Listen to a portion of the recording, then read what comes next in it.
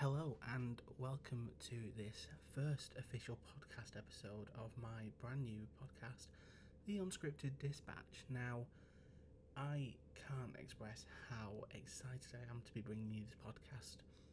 Over the last couple of years, I've been thinking about doing one, and only very recently, after talking to a close friend, I was like, you know what?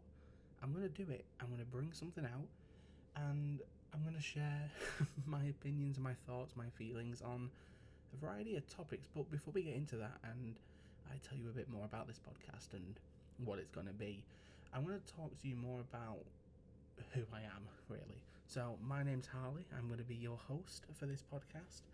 And, well, let's get started. The first thing is that I've just finished my master's journey, my MA degree. It was a journey that is probably going to be an understatement, really, which we'll probably talk about in a couple episodes' time.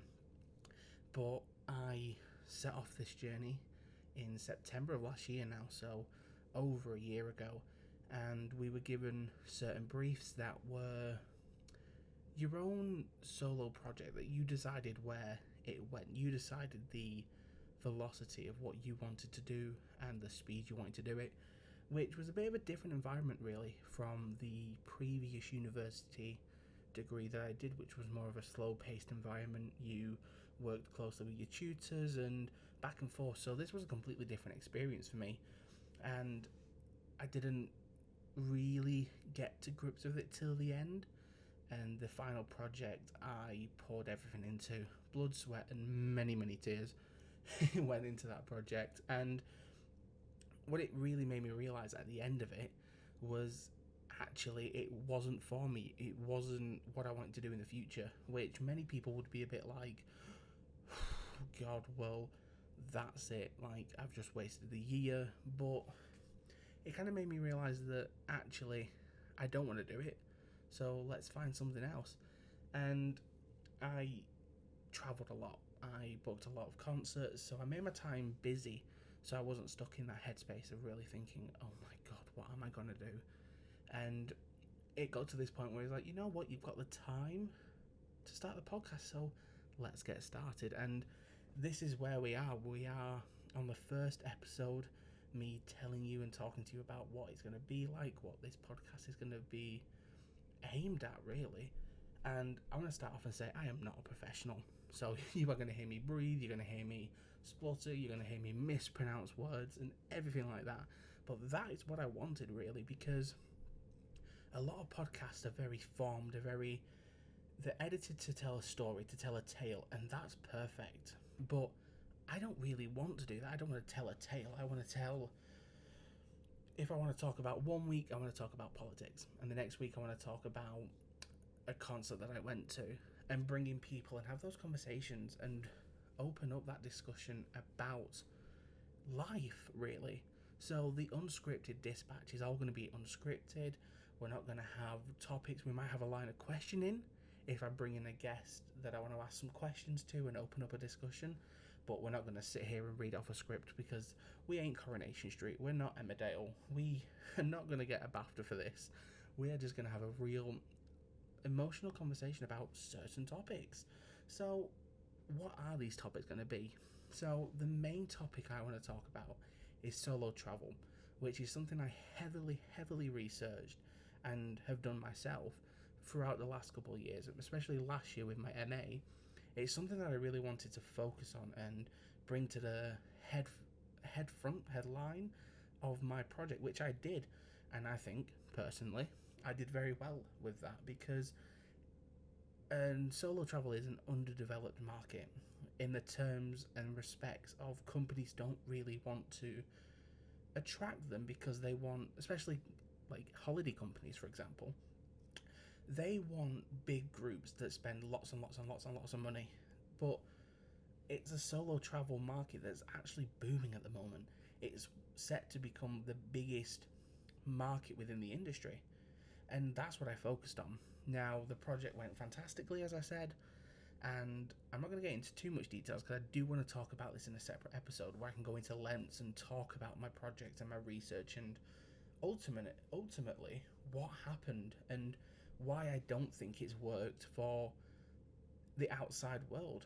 And it was disheartening, yes, but also I think through this podcast and through these episodes that talk about solo travel, I think I can really inspire people to get out there, because a few years ago I was very anxious. I don't like leaving the house. I still don't, in respects.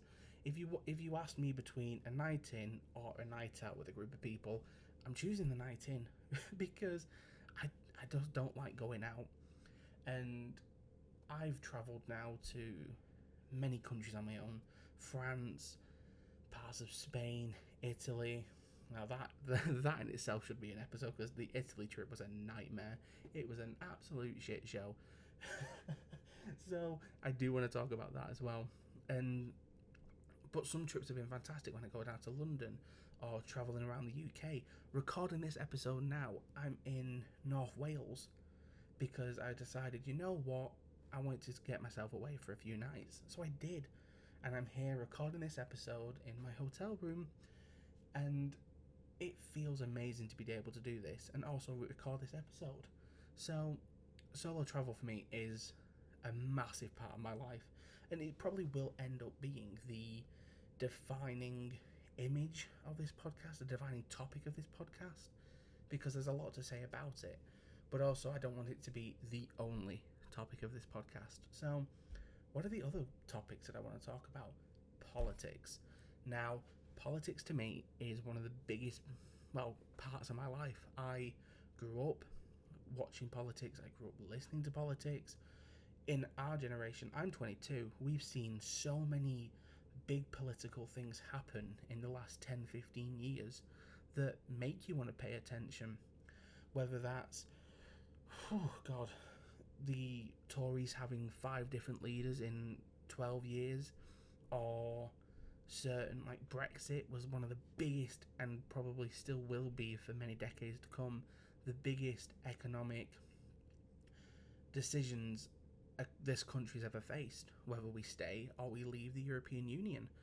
And at the time of that happening, I didn't really have a voice to say, hang on a minute, this is what I think, because I was far too young to be giving an opinion. But now I've got to this age, at the ripe old age of 22, I have an opinion about it. Do I think it's worked for this country? No. Do I think we're in a better position than we were before Brexit? No. And governments and politicians that we all really feel that it kind of is that they've lied to us. Whether they were for or against, it feels like we were led into a blind situation where both sides didn't tell the full facts, and where's it left us? And that should be a question that we ask ourselves, is where has it left us? Are we better off than before? No. Are we worse off than before? We don't know. So, topics like that, or when we think of more abroad, like the United States, their political figures really do influence global decisions, global politics, and I think it's important that we have a conversation, because it can look doom and gloom sometimes. What we're seeing in America right now is frightening. It's not, oh, it's all fine, he's just being silly. No.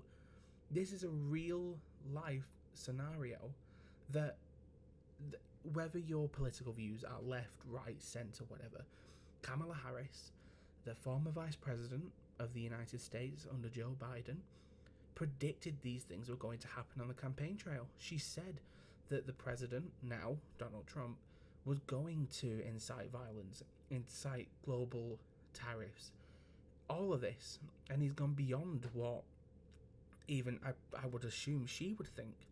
I'd love the opportunity to talk to her, because she is an amazing woman with so many achievements. But what they're doing in America, like the tariffs, a global effect. With this country, our prices go up because of imports that are happening around the world, and it affects us. So I think we should have these conversations about American politics or Chinese politics or anywhere, because I think it affects us. And I hear a lot with our generation, or my generation, I'm talking because I'm assuming who's listening is my generation, is a lot of people go, well, how does it affect us? Does it really affect me? And in some respects, no, but in a very large respect, yes. These decisions that these politicians are making aren't just affecting their age, aren't just affecting people who are just their age. It's affecting everyone. And now we're getting to the age where some of you can vote, some people probably have voted by now. I voted for the first time in the most recent election. Do I regret my vote? Well, at the time, no. Now, probably. But who do you vote for? There just doesn't seem to be a political party that really represents us as an age group anymore. That felt like it was going to be Labour, but now they're in, and the decisions that are being made don't reflect us as a country. And it's a scary, scary scenario, because the alternative is even scarier. Reform getting, for God's sake. Or who knows? So politics is a massive subject, and I do want them conversations because I think it's important to have them. But that is the doom and gloom over, because politics these days just feels like a doom and gloom situation. Like, what the hell do we do? So, the third topic, a little light-hearted, a little bit more a fun topic to talk about, and that's concerts. For me, concerts, especially this year with my MA, concerts have been a fantastic way to get out of a situation for a night and just enjoy yourself. And even if you go away, like, you used to still think about the work or the project or the work you have to do at home, like, oh, has this been done, now that I've left university, which I'm so thankful for, and to be in a situation where I'm in a hotel now recording this podcast, it's a different headspace. So when you go into concerts now, but as I said, especially back then, it was, I can just enjoy myself for a night. And I love talking about concerts. Where is my head? See, this is the thing. That's not getting edited out, because that's just a real misstep. But concerts, I just bloody love them.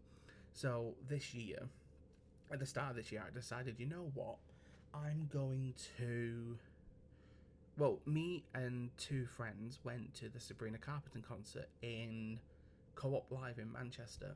And that night was incredible, because that's one of the first. I'd been to a few concerts before, like Paloma Faith, Eurovision, and Pink and Beyonce was on my birthday in 2023.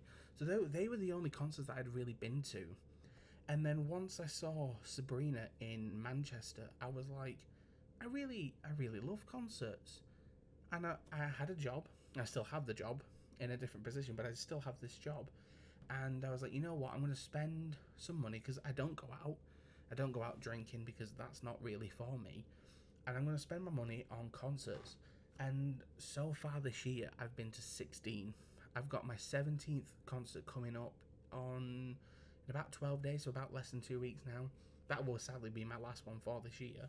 But 17 concerts. If you asked me 11 months ago, how many concerts do you think you'll go to? I would have gone one, because that's all I had booked. Some of these concerts I booked literally the day of, or the day before, or literally a couple hours before. So, in my mind, I would never have gone to 17. And the anxiety in me thought, I can't do this. And I have had anxiety on the day of some concerts, because it's been like, it's going to be overwhelming, there's going to be so many people. When I went to Beyonce in Tottenham Hotspurs, it was 60,000 people were there. Now, when I went to Sabrina, which is in Co-op Live, which is still the biggest arena in Europe, and that's 23,000, that was a lot of people. But Tottenham Hotspurs was 3 times as many people. And once you're there, well, I've had conversations before now where it's been like, what, do you not get anxious when there's like 60,000 people? And it's like, I've never really thought about it. The concert has been a greatest escape from those anxious feelings. And I recommend it to anyone. The only thing is, ticket prices now are so expensive, and the reselling market. If I could have beef with the reselling market on Ticketmaster, I would, because people, and you know who you are. If you're listening or you're not, you can be shown this podcast episode. The prices these people are reselling tickets for. Like, I bought a Billie Eilish ticket, and I'd wanted to go see it. I wanted to see her for a very long time. So when I saw the ticket pop up, I was like, you know what, I'm going to buy it. That ticket, heart palpitations, was £443 for a ticket that had a face value of less than half of that, of £160. Now, did I book it? Yes, because I didn't want the missed opportunity to go and see her. However, greedy motherfuckers. Because who resells a ticket for that much money? You bastards, and you know who you are. So there you go. But if you can avoid reselling tickets, please fucking do, because other people don't want to be screwed. Thank you. Like, I was at Lady Gaga and I bought the ticket and I kept with the ticket because I was able to get them very luckily in the initial sale when she released them. I think it was this year. I think it was in May time. I know it must have been April time anyway. And on the actual day, people were reselling tickets for £600, £700, £800, and it's like, why? Because, hang on a minute, if you miss your ticket because you're reselling it, you've just lost your money. But no one's going to pay £800 to buy the same ticket. Anyway, that is me rabbling on far too long about reselling tickets, but you know what? It's rude and I don't like it. Ticketmaster, sort yourself out. That's an episode in itself. See, when I'm even talking about this intro episode, this first episode of this podcast, there's so many things I want to say. There's so many topics I want to talk about that I am really excited to start developing this podcast and bringing out episodes. And for now, it is going to be an audio podcast on Spotify and on YouTube. I'm going to do two platforms for now. And in the background, I've got things working on a little studio, bringing that up to scratch and making that look really cool with the logo that I'm guessing you can see. I'm hoping you can see. I'm not technically accurate. I don't know how to make things work. So if you're seeing a logo right now, then praise the motherfucking Lord that I've done it, because hallelujah. Because I can't work technology. I didn't know what a SIM card was or a memory card. I was talking to my dad and he was like, you know what, research. I'm like, research what? It's a card, and what does it look like? And then I found it. So if this episode is recorded, it is a miracle that it's recorded, because I am awful with technology. But that is a different topic for a different time. I hope you can tell how excited I am to be bringing you this podcast, because it has been many years in the want, not the making, because I've only recently really started to put together steps to create this podcast, but I've wanted to have a podcast now for years, and the original name that I wanted has been taken, so I'm a little offended by that. But the original name was going to be Chat Shit, because I love talking shit, so chatting shit. But this podcast is going to be unfiltered, it's going to be unscripted, and it's going to be just me talking shit about topics, and I'm so looking forward to that. So if you want to join and come along for the journey, please do. I'm going to be here once a week unless things don't work, and then episodes are going to be coming though, and I cannot wait to be getting into the second episode and our first topic next week, and I'm just so excited. So thank you for listening to this first episode. Thank you for clicking and just seeing what this podcast is about, because I can't wait for it. I hope you can, and I'm excited to get into some topics very, very soon. So thank you from me. I am your host, Harley. Welcome to the Unscripted Dispatch podcast, and see you soon.